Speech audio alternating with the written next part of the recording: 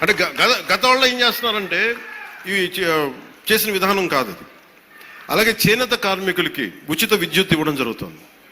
మరమగ్గాలకి నెలకి 500 యూనిట్లు, మగ్గాలకి 200 యూనిట్ల వరకు ఉచితంగా.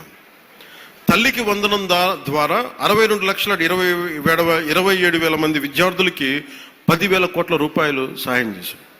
వాళ్ళు కొన్ని వేల కోట్లు దోచేసుకుంటా ఉంటే 23,000 కోట్లు 25,000 కోట్లు మద్యం, కల్తీ మద్యం అందజేసి దోచుకుంటే మనం అన్ని ఆపి వాళ్ళ దోపిడీని ఆపి ఇక్కడ 10,000 కోట్ల రూపాయలు తల్లికి వందనం పథకానికి ఇస్తాం.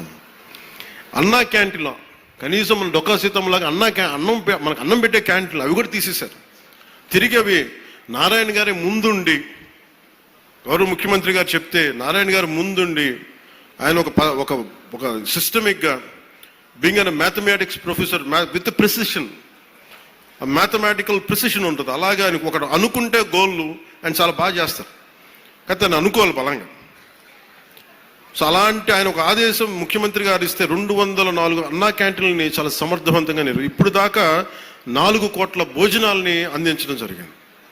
అలాగే ఆటో డ్రైవర్స్కి ఏడాదికి 15,000 చొప్పున 436 కోట్ల రూపాయలు అందించడం జరిగింది. దాదాపు 2,90,000 మంది లబ్ధి పొందారు.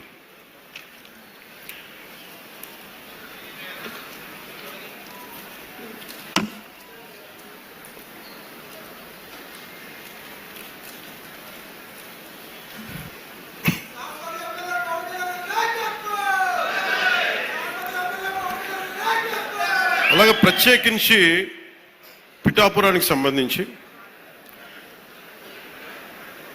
పిఠాపురం మండలంలో 9.60 కోట్లతోటి ఫ్లాట్ అండ్ ఫ్యాక్టరీ కాంప్లెక్స్ నిర్మాణానికి శంకుస్థాపన చేశాం. దీని ద్వారా సూక్ష్మ, చిన్న, మైక్రో, స్మాల్ మన పరిశ్రమలకి ప్రోత్సాహం ఉంటుంది. ఇందులో 50% సామాజికంగా వెనుకబడ్డ ఎస్సీ మత్స్యకార వర్గాలకి ఇది కేటాయించబడుతుంది. దీనివల్ల 650 మందికి ఉపాధి అవకాశాలు కలుగుతాయి. అలాగే ఉప్పాడ కోనపాపపేట గ్రామాన్ని వాతావరణ మార్పుల్ని తట్టుకునే సామర్థ్యం కలిగిన తీర ప్రాంత మత్స్యకారులకి గ్రామంగా అభివృద్ధి చేయడానికి 2 కోట్ల రూపాయలతోటి multipurpose fishery centre, dry fishing platforms, RO ప్లాంట్లని ఏర్పాటు చేస్తా ఉన్నాం. అలాగే ఉపాధి హామీ పథకం ద్వారా 31,21,21,00,000 మినీ గోకులాలు, హెల్త్ క్లినిక్లు, పంచాయతీ భవనాలు, గ్రామీణ రోడ్ల నిర్మాణానికి శంకుస్థాపన చేశాం. రహదారులు R&B శాఖ ద్వారా 26.95 కోట్ల రూపాయలతోటి 10 ప్రధాన రోడ్లని మరమ్మతులు చేపట్టాం. పిఠాపురం మున్సిపాలిటీలో 6.80 కోట్లతోటి డ్రైన్స్, మోడల్ అభివృద్ధి చేస్తున్నాం. గొల్లప్రోలు నగర పంచాయతీలో 3 కోట్లతోటి డ్రైన్ల నిర్మాణం చేపట్టాం.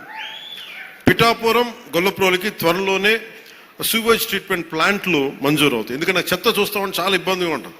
సో అందుకని STPలు దీన్ని తొందరగా ఆమోదం చేయబడతాయి.